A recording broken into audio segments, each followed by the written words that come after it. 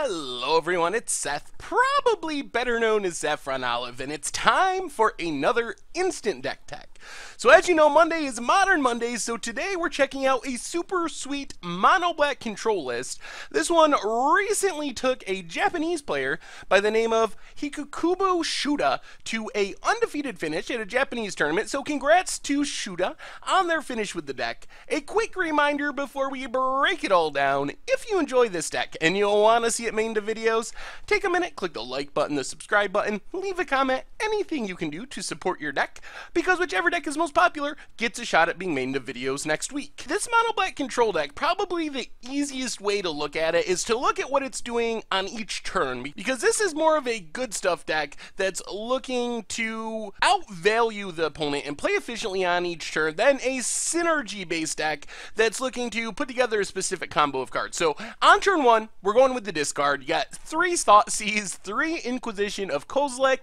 The main idea here is these are your only turn 1 plays, so right at the beginning of the game, you want to use your first turn to start stripping away your opponent's hand, getting rid of whatever's most problematic, whatever you can't deal with. So that's your turn 1. On turn 2, you get a couple of options. Collective Brutality and Victim of Night are technically 2 drops, or they cost 2 mana. You don't have to play them on turn 2 though.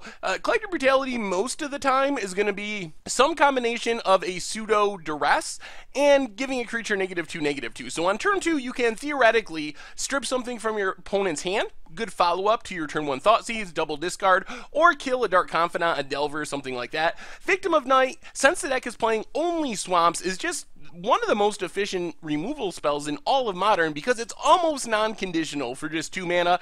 Most of the time, this just kills anything for 2 mana. As far as permanents, we have 4 Hangerback Walkers, technically not black, but maybe the best 2-drop for the mono black control deck because it can block twice, essentially. Yes, in some games, you'll be able to just keep pumping it up, make it big, get a bunch of tokens eventually, but in the worst case, you play it on turn 2, you can block a Tarmogoyf, block a Dark Confidant, and actually trade with it, and then you get a token so you can block again. The deck really just wants to stall out until it gets to the 4-drop slot, which is where things get really powerful. And then Mortar Pod kills a surprising number of creatures, plus it has a couple of neat synergies. For one thing, you can equip your Hangerback if you get a bunch of counters on it and sack it to get all of the Thopters, which is a pretty reasonable idea in some matchups.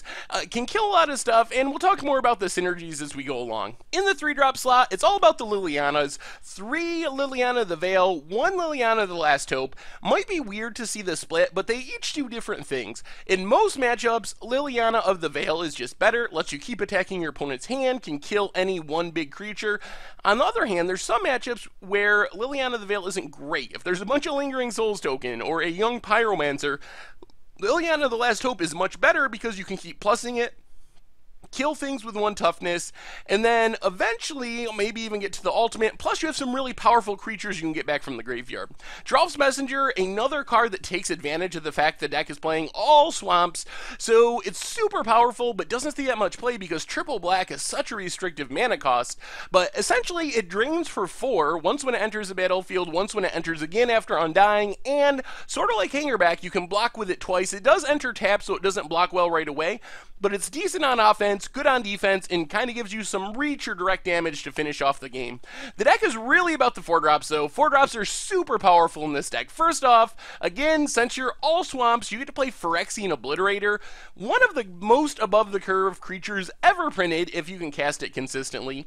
It does not line up well with Path to Exile or Dismember, but Lightning Bolts, Lightning Helixes, that type of removal just can't do anything with it, and essentially it's a 5/5 unblockable in a lot of matchups for only 4 mana. If your opponent blocks it, they trigger the if a source deals damage to it, sack that mini permanent clause. So if your opponent tries to chump it, they're going to have to sack stuff, and that kind of is a losing position anyway.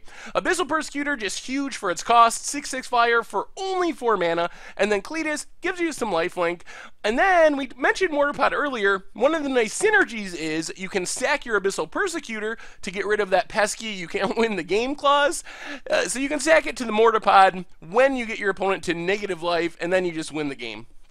And then, last but not least, in the 5-drop slot, a little more lifelink in the form of Batter Skull. Just really hard to deal with because it keeps bouncing back to your hand, replaying it.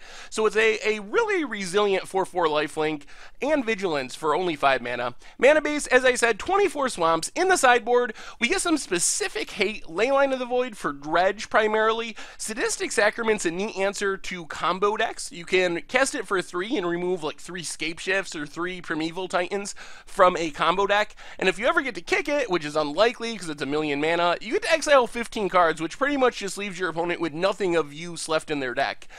And then, just a bunch more removal. Disfigure for the early game, Hero's Downfall for Planeswalkers, Mutilate as a Wrath, and then Knight of Souls Betrayal to kind of keep Lingering Souls in other decks like that in check. So that is Mono Black Control for Modern, and that's been our Instant Deck Tech for today. So thank you very much for watching. I hope you enjoyed the video, and I will talk to you soon.